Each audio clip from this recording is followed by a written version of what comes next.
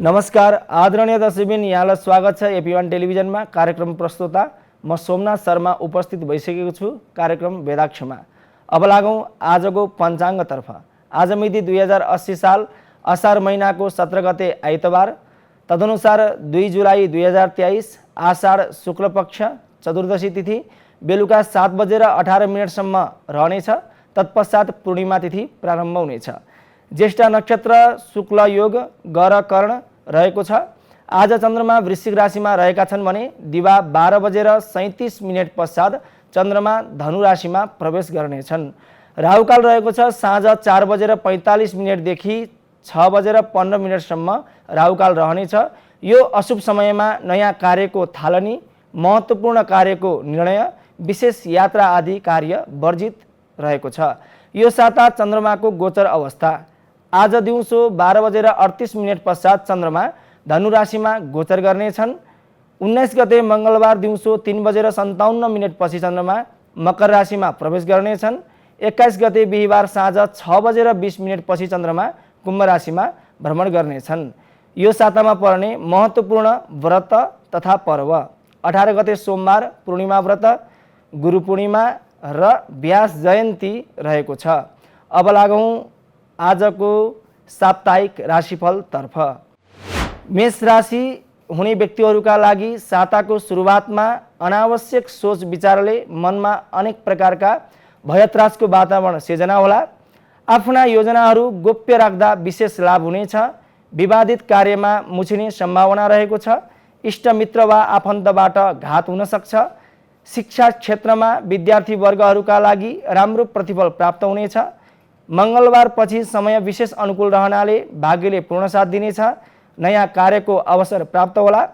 व्यापार व्यवसायमा दीर्घकालीन लगानी गर्ने अवसर प्राप्त हुनेछ। साथीभाइको सहयोगले विशेष कार्यमा सहयोग पुग्नेछ। आध्यात्मिक चिन्तन बढ्नुका साथै मनमा उत्साह बढ्नेछ। यात्रा, मनोरञ्जन र पारिवारिक जमघटको अवसर प्राप्त होला। कार्यक्षेत्रमा मान सम्मान प्राप्त हुने योग बनेको छ। प्रेम सम्बन्धमा गोप्य योजनाहरू बन्नेछन्। राजनीतिक क्षेत्रमा महत्त्वपूर्ण कार्यहरू सम्पादन हुनेछन्।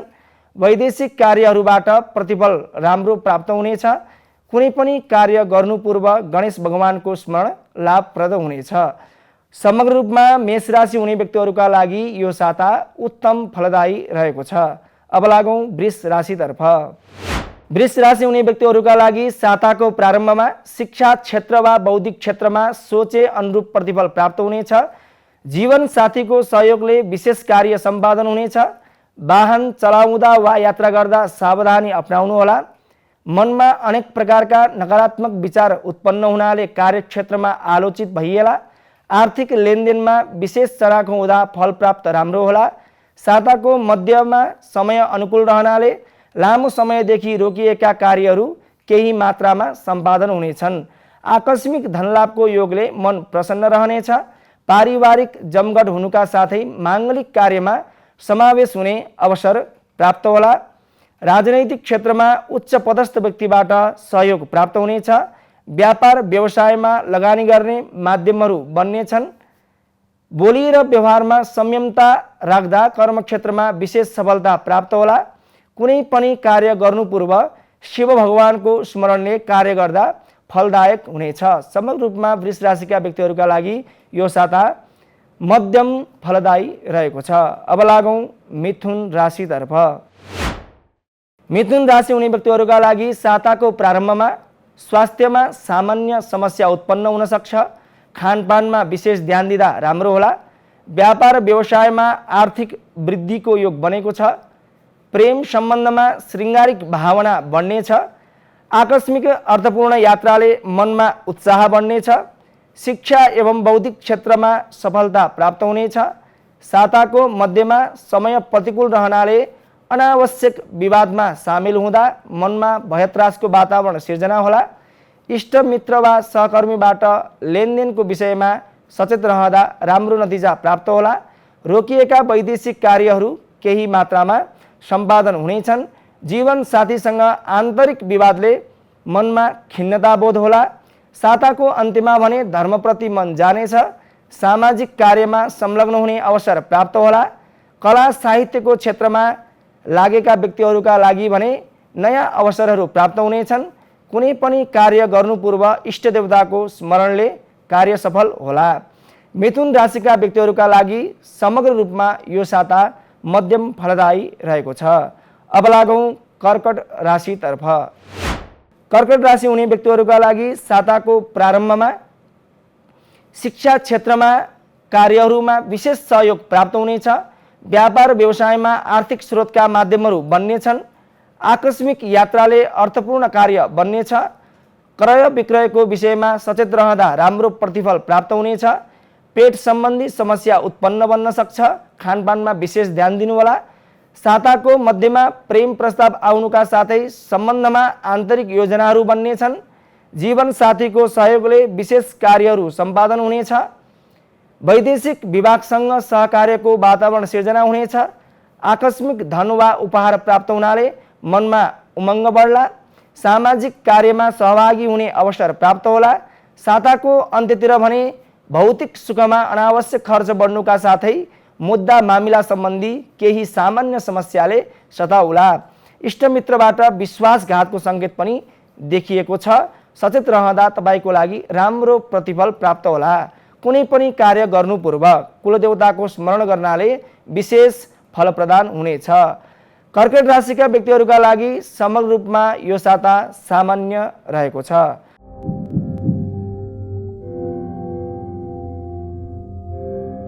अब लागौँ सिंह राशितर्फ। सिंह राशि हुने व्यक्तिहरूका लागि साताको सुरुवातमा जग्गा जमिन सम्बन्धी कार्यहरू सम्पादन हुनेछन्। वाहन सुख प्राप्ति हुनाले मनमा उत्साह बढ्नेछ। कर्म क्षेत्रमा मान सम्मान प्राप्त हुनेछ। शैक्षिक क्षेत्र वा तार्किक क्षेत्रमा सफलता प्राप्त होला। व्यापार व्यवसायमा कार्य गरे अनुरूप प्रतिफल प्राप्त हुनेछ। आकस्मिक धनलाभले रोकिएका कार्यहरू सम्पादन हुनेछन्। साताको मध्यमा भने लेनदेनको विषयमा नजिकको व्यक्तिबाट समस्या उत्पन्न हुन सक्छ। सजग रहनुहोला।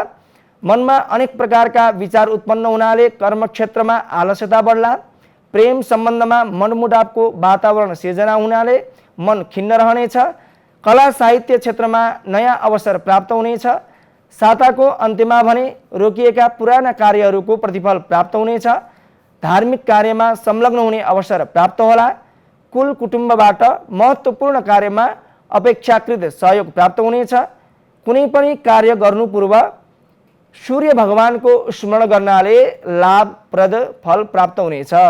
सिंह राशिका व्यक्तिहरूका लागि समग्र रूपमा यो साता उत्तम फलदायी रहेको छ। अब लागौँ कन्या राशितर्फ। कन्या राशि हुने व्यक्तिहरूका लागि साताको प्रारम्भमा पराक्रम बढ्नाले कर्मक्षेत्रमा प्रगति हुनेछ। आर्थिक कारोबारमा सोचे अनुरूप प्रतिफल प्राप्त होला। रमणीय क्षेत्रको भ्रमण हुने योग बनेको छ। भूमि सम्बन्धी कार्यहरू सम्पादन हुनेछन्। साथीभाइको सहयोगले विशेष कार्यमा सहयोग पुग्नेछ। कार्यक्षेत्रमा पदोन्नतिको योग पनि बनिरहेको छ। गरेको कार्यबाट मान सम्मान र प्रशंसित भइनेछ। शिक्षा क्षेत्र एवं बौद्धिक क्षेत्रमा सोचे अनुरूप प्रतिफल प्राप्त होला। व्यापार व्यवसायमा दीर्घकालीन लगानी गर्ने अवसर जुट्ला। राजनैतिक क्षेत्रमा सहयोगी भावना आदान प्रदान हुनेछ। पारिवारिक जमघट हुनाले माङ्गलिक कार्यमा समावेश हुने अवसर प्राप्त होला। साताको अन्त्यतिर भने विशिष्ट व्यक्तिहरूको सहयोगले वैदेशिक कार्यहरू केही मात्रामा सम्पादन हुनेछन्। साझेदारीको कार्यबाट सोचे अनुरूप प्रतिफल प्राप्त होला। बानी र व्यवहारमा संयमता अपनाउँदा प्रेम सम्बन्धमा भने मिठासता प्राप्त हुनेछ। ऋण र लेनदेनको विषयमा नजिकको व्यक्तिबाट समस्या उत्पन्न बन्न सक्छ। आफ्ना योजनाहरू गोप्य राख्नुहोला। खानपानको गडबडीले स्वास्थ्यमा भने केही सामान्य समस्या देखिन सक्छ। सचेत रहँदा राम्रो प्रतिफल प्राप्त होला। कुनै पनि कार्य गर्नु पूर्व विष्णु भगवानको स्मरण लाभदायक हुनेछ। कन्या राशिका व्यक्तिहरूका लागि समग्र रूपमा यो साता मध्यम फलप्रद रहेको छ। अब लागौँ तुला राशितर्फ। तुला राशि हुने व्यक्तिहरूका लागि साताको प्रारम्भमा लगानी गरेका क्षेत्रबाट आर्थिक लाभ प्राप्त हुनेछ। चल अचल सम्पत्तिको कारोबारहरू बन्नेछन्। पारिवारिक सहयोगले महत्त्वपूर्ण कार्यहरू सम्पादन हुनेछन्। शिक्षा क्षेत्रमा सङ्घर्ष गरे अनुरूप प्रतिफल प्राप्त होला। कर्म क्षेत्रमा पराक्रम बढ्नाले गरेको कार्यबाट प्रशंसित भइनेछ। आकस्मिक अर्थपूर्ण यात्राको योग बन्नाले मनमा उत्साह बढ्ला। बुधबार पछि भने प्रेम प्रस्ताव आउनुका साथै अपेक्षाकृत सहयोग प्राप्त होला। वैदेशिक कार्यमा लगानी गर्ने माध्यमहरू बन्नेछन्। कला क्षेत्रमा मान सम्मानको योग बनिरहेको छ। धर्मप्रति मन लाग्नाले मनमा सकारात्मक सोचाइ बढ्नेछ। यात्रा, मनोरञ्जन र पारिवारिक जमघटको अवसर प्राप्त होला। साताको अन्त्यतिर भने खर्चिलो काममा ध्यान केन्द्रित हुनाले आर्थिक बोझको सामना गर्नु पर्ला। कार्यक्षेत्रमा विचारले काम लिँदा फाइदा होला। कुनै पनि कार्य गर्नु पूर्व दुर्गा देवीको स्मरणले विशेष फल प्राप्त होला। तुला राशि हुने व्यक्तिहरूका लागि समग्र रूपमा यो साता उत्तम फलप्रद रहेको छ। अब लागौँ वृश्चिक राशितर्फ। वृश्चिक राशि हुने व्यक्तिहरूका लागि साताको प्रारम्भमा शैक्षिक गतिविधि क्रियाकलापको प्रशंसा प्राप्त हुनेछ। कर्म क्षेत्रमा उत्साह बढ्नेछ। नयाँ कार्यको स्रोत प्राप्त हुनेछ। शुभचिन्तक वा आफन्तबाट विशेष लाभ उठाउन सकिनेछ। शिक्षा क्षेत्रमा सङ्घर्ष गरे अनुरूप प्रतिफल प्राप्त हुनेछ। आर्थिक लेनदेनका विषयमा सजग रहँदा उपयुक्त होला। साताको मध्यमा भने पराक्रम बढ्नाले मान सम्मानमा वृद्धि हुनेछ। राजनैतिक क्षेत्रमा अरूको मन जितेर काम लिन सकिनेछ। व्यापार व्यवसायमा आर्थिक उन्नतिको लाभ प्राप्त हुनेछ। रमणीय क्षेत्रको यात्राका साथै प्रेम बन्धन समेत कसिने योग बनेको छ। वैदेशिक कार्यहरू केही मात्रामा भने सम्पादन हुनेछन्। धर्मप्रतिको रुचि वा सेवाले आत्मबोध हुने अवसर प्राप्त हुनेछ। साता उत्साहजनक रहनाले मन प्रसन्न रहनेछ। भूमि वा वाहन सम्बन्धी लेनदेनको विषयमा विशेष सचेत रहँदा तपाईका लागि भने राम्रो हुनेछ। वृश्चिक राशि हुने व्यक्तिहरूका लागि समग्र रूपमा यो साता उत्तम फलदायी रहेको छ।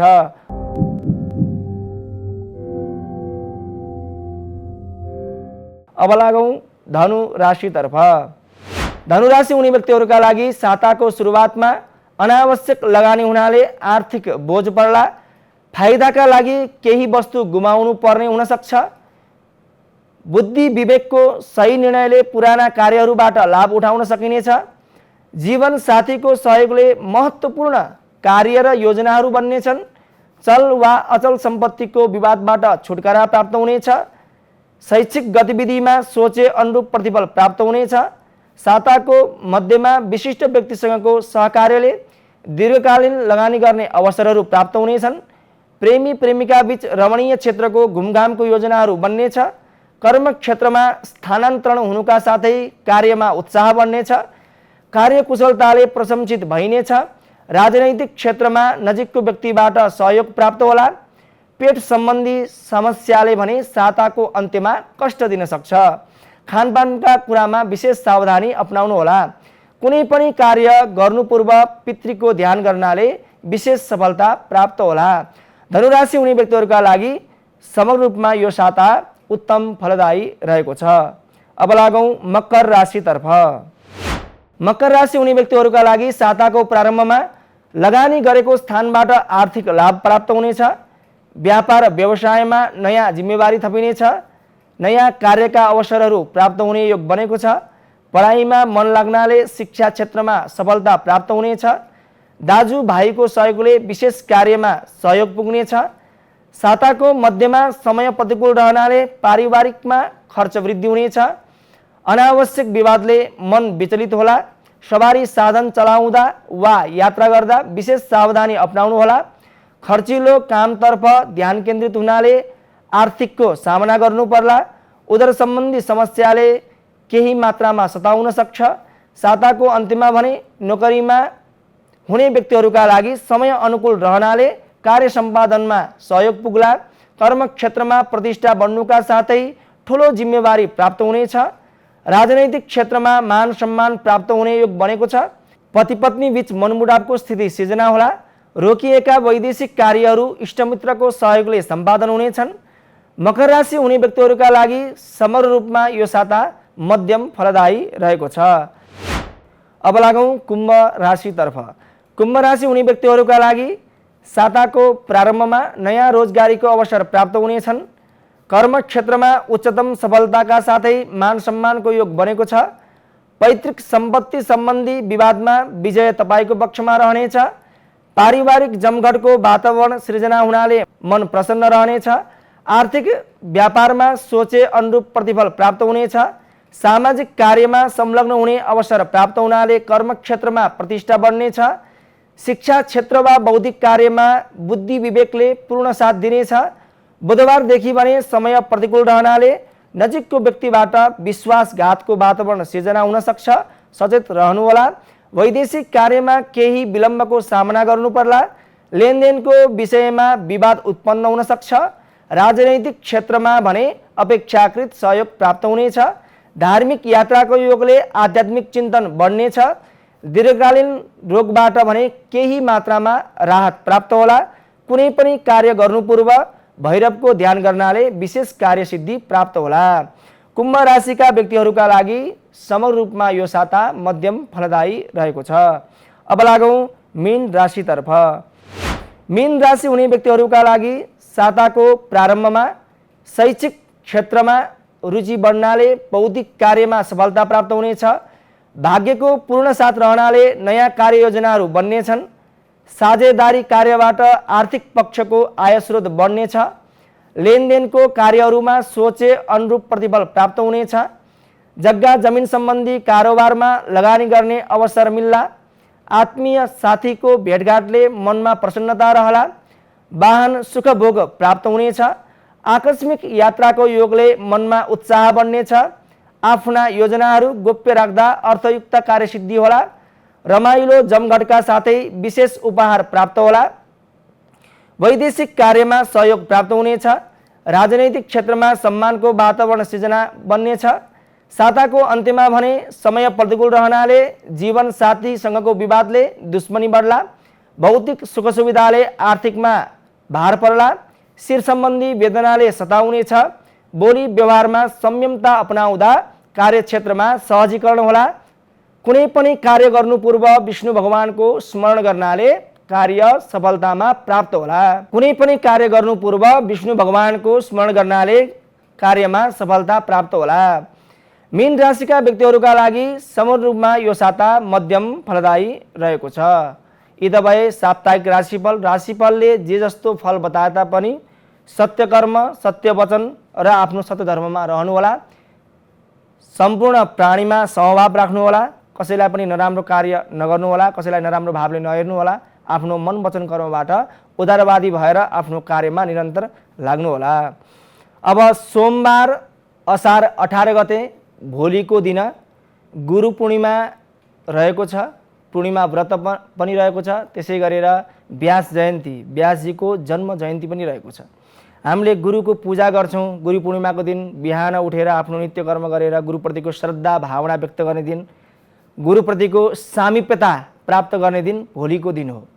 आषाढ शुक्ल पूर्णिमाको दिन गुरु पूर्णिमा हामीले मनाउँदै आइरहेका छौँ। परापूर्व कालदेखि हाम्रो गुरु परम्परा जुन प्रचलन छ त्यो वैदिक परम्परामा त्यो प्रचलनबाट हामी मनाउँदै आइरहेका छौँ। गुरुको उपादेयता, गुरुको महत्त्व अनेक शास्त्रमा अनेक भावले व्याख्या गरिएको छ। हामीले गुरुको पूजा गर्छौँ, गुरुप्रतिको सद्भावलाई व्यक्त गर्छौँ र हाम्रो जुन अज्ञान छ यो अज्ञानलाई नष्ट गर्नको लागि अज्ञानातिमिरान्धस्य ज्ञानाञ्जनशलाकया चक्षुरुन्मिलितं येन तस्मै श्री गुरुवे नमः। यस्ता गुरु जसले अज्ञान रूपी अन्धकारबाट हटाएर उज्यालोतर्फ लाने जुन नेत्र छ, तृतीय नेत्र, त्यो नेत्रबाट सफलताको बाटोतर्फ लाने र अज्ञानबाट, गुरु शब्दको अर्थ नै त्यही हो, गुरु, अज्ञानबाट उज्यालोतर्फ अथवा ज्ञानतर्फ लाने कार्य भनेको गुरुबाट हुन्छ। त्यही भएर गुरुर् ब्रह्मा गुरुर् विष्णु गुरुदेवो महेश्वर गुरु साक्षात् परब्रह्म तस्मै श्री गुरुवे नमः। गुरु नै के हुन्? ब्रह्मा हुन्। गुरु नै के हुन्? विष्णु हुन्। गुरुदेवो महेश्वर, स्वयं महेश्वर पनि गुरु नै हुन्। गुरु साक्षात् परब्रह्म, परब्रह्म पनि गुरु नै हुन्। तस्मै श्री गुरुवे नमः। यस्ता गुरुलाई म प्रणाम गर्दछु, गुरुदेवलाई म प्रणाम गर्दछु भन्न हामीले गुरुको स्तुति गर्दछौँ, वन्दना गर्दछौँ। गुरुको सामिप्यतामा गएर गुरुको चरण छुन्छौँ, हामीले गुरुलाई ढोक्छौँ, नमन गर्छौँ। गुरुको सामिप्यतामा अनेक ग्रन्थको अध्ययन गर्दछौँ। त्यो भएको हुनाले गुरुको महत्ता धेरै माथि रहेको छ। उच्चतम स्थान भनेको गुरुको स्थान हो। गुरुको सामिप्यता जानु भनेको हामीले यो हाम्रो जुन शरीरमा भएको जुन अज्ञान छ यो अज्ञानलाई हटाएर उज्यालोतर्फ लाग्नु हो। किनकि हामीले जुन एउटा सर्टिफिकेटको ज्ञान लिन्छौँ, अध्ययन गर्छौँ, त्यहाँ पढाउने टिचरहरू हुनुहुन्छ, उनी पनि हाम्रा गुरु नै हुन्। हाम्रा मातापिता पनि हाम्रो लागि गुरु नै हुनुहुन्छ। बच्चादेखि हुर्काउनु भयो, ज्ञान दिनुभयो, यसरी हिँड, यसरी खाऊ भनेर जुन कुरा हामीलाई सिकाउनु भयो मातापिताबाट पनि हो, ती मातापिता पनि हाम्रो एक गुरु नै हुनुहुन्छ। त्यसदेखि माथि हामी शिक्षाको क्रममा आयौँ।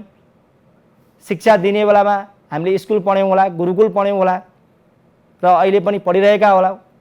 त्यो अवस्थासम्म पनि हामी गुरुको सानिध्यमै छौँ अथवा गुरुद्वारा ज्ञान लिइरहेका छौँ।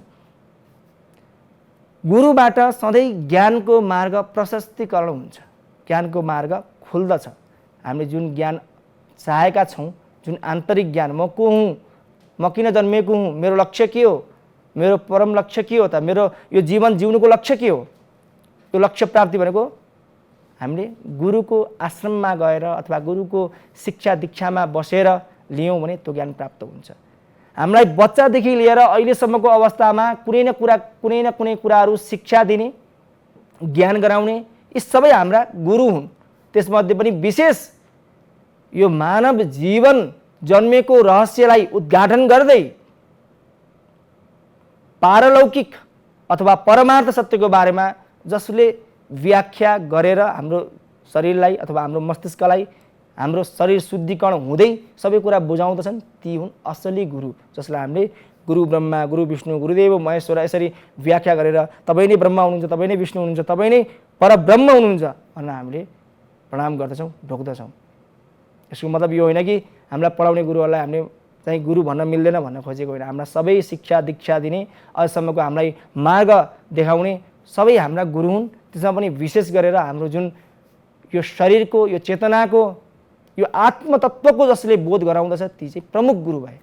कृष्णम वन्दे जगद्गुरुम, जगतका गुरु कृष्ण भगवान हुनुहुन्छ। यसै गरेर गुरु पूर्णिमाको महत्ता छोटो समयमा भनेर सकिँदैन। गुरु भनेको अन्धकारबाट हामीलाई उज्यालोतर्फ लाने माध्यम जो हुनुहुन्छ उहाँ गुरु हुनुहुन्छ। त्यही भएर त्यस्ता गुरुबाट गएर हामीले अब अहिलेको समयमा त गुरु पनि पाउन मुस्किल पर्छ र चेला पनि सही पाउन मुस्किल पर्छ यो समयमा। त्यही भएर गुरुले पनि चेला चिनेर बनाउनु पर्छ र चेलाले पनि गुरु चिनेर बनाउनु पर्दछ।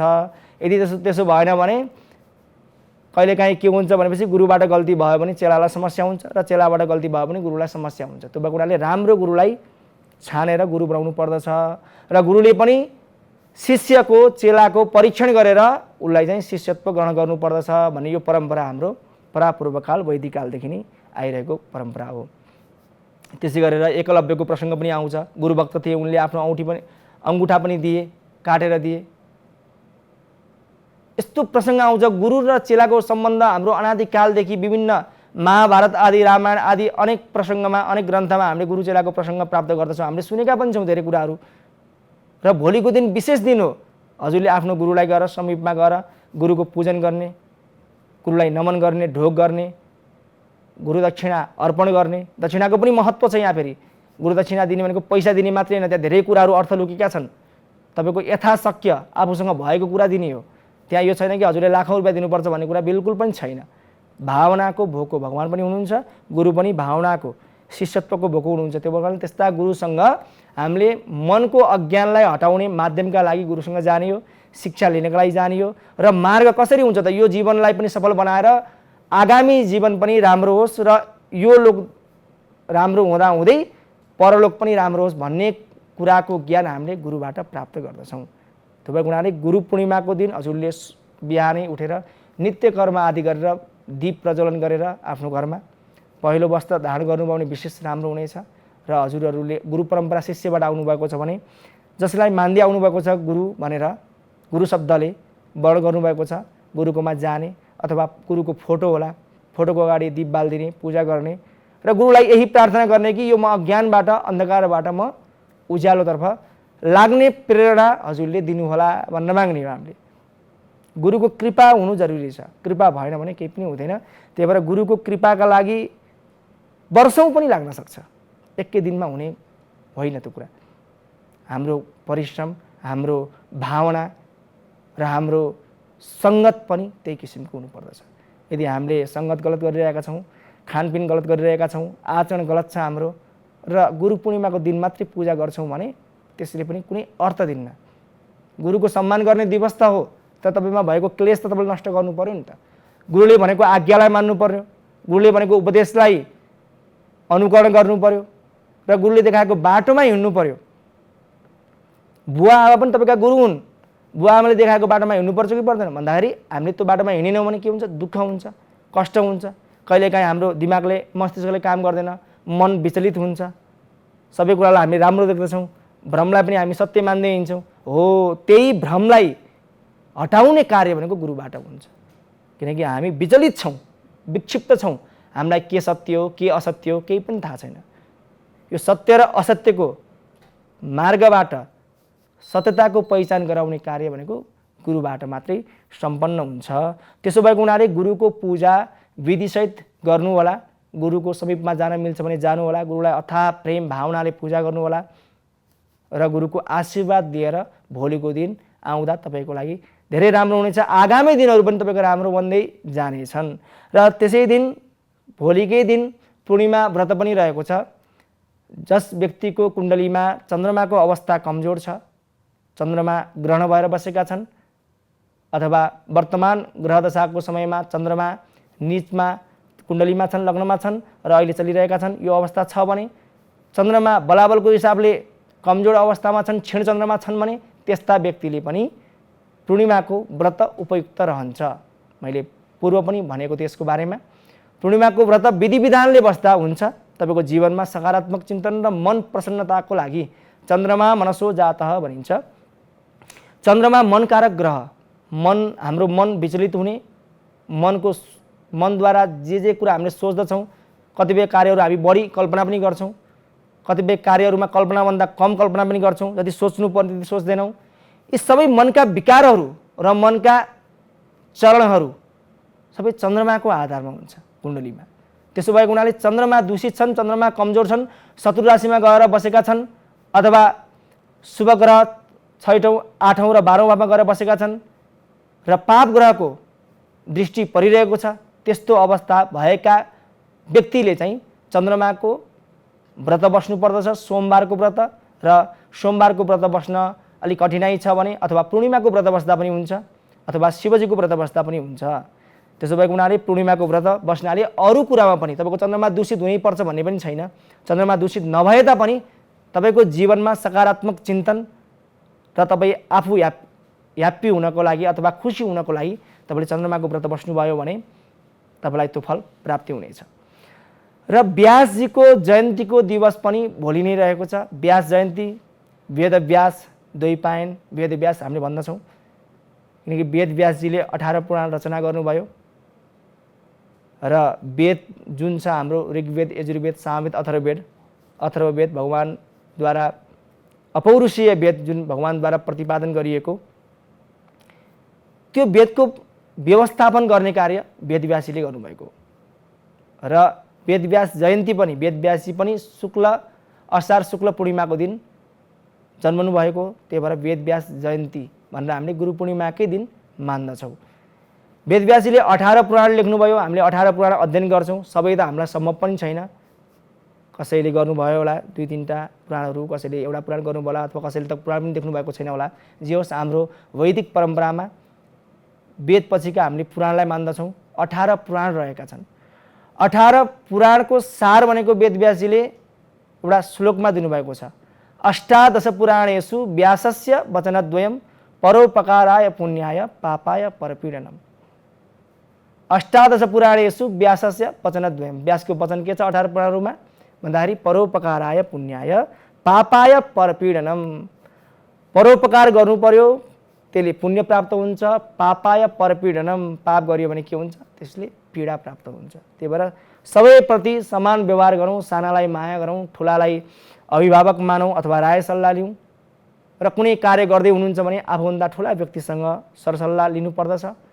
आफूभन्दा गुरुवर्गहरू हुनुहुन्छ, त्यही क्षेत्रसँग सम्बन्धित कुराहरू छन् भने गुरुसँग पनि परामर्श लिनुपर्दछ। कतिपय अवस्थामा आफूले सोचेको गलत हुनसक्छ, त्यसो भएको हुनाले आफूभन्दा ठुला बडालाई अथवा आफ्नो अभिभावकलाई लिएर कार्य गर्नुभयो भने त्यो कार्यबाट तपाईँलाई फल प्रदान राम्रो हुनेछ र जीवनका बाटाहरूमा पनि तपाईँलाई सकारात्मक मार्ग निर्देशन गर्ने कार्य अभिभावकबाट अथवा गुरुबाट प्राप्त हुनेछ। 18 पुराण रचना गर्नुभएको वेदव्यासजीले हामीलाई परोपकाराय पुण्याय पापाय परपीडनम यति कुरालाई महत्त्व दिनुभयो। सबै पुराण पढ्नुपर्छ, सबै पुराणहरू अध्ययन गर्नुपर्दछ। हामीले विभिन्न कार्यका लागि, पितृ कार्यका लागि विभिन्न पुराणहरू लगाउँदछौँ, सन्तान प्राप्तिका लागि पुराण लगाउँदछौँ। हरेक कार्यका लागि पुराणहरू विभाजित रूपमा छन् र हामीले यसै पनि आफ्नो जीवन सुख हेतु अथवा जीवनको मोक्ष हेतु हामीले पुराणको पाठ गर्दछौँ र वाचन पनि गर्दछौँ। त्यसो भएको हुनाले यो पुराणको वचनलाई साक्षात्कार गरेर हामीले यदि अगाडि बढ्यौँ भने हाम्रो जीवन सफलीभूत हुन्छ, यसमा कुनै सन्देह छैन। जसको कुण्डलीमा बृहस्पतिसँग सम्बन्धित समस्या छ अथवा बुधसँग ग्रहसँग सम्बन्धित समस्या छ भने गुरु पूर्णिमामा विशेष गरेर गुरुको आराधना गर्न नबिर्सिनुहोला। गुरु टाढा हुनुहुन्छ, गुरुको फोटो छ भने पनि आफ्नै घरमा आफ्नै कोठामा दियो बालेर गुरुको पूजा, गुरुको मन्त्र जाप गर्न सक्नुहुनेछ र सकारात्मक फल प्रदान अवश्यमेव गुरुले चाहनुभयो भने अवश्यमेव फल प्रदान हुन्छ। यदि भन्दै कार्यक्रमको अन्तिम समयमा हामी आइसकेका छौँ। पुनः बुधबार ज्योतिष सम्बन्धी विशेष जिज्ञासाका कार्यक्रम लिएर उपस्थित हुनेछौँ। तबसम्मका लागि म लगायत सम्पूर्ण प्राविधिक मित्रहरूलाई बिदा दिनुहोस्। तपाईँको दिन शुभ रहोस्। जय श्री कृष्ण।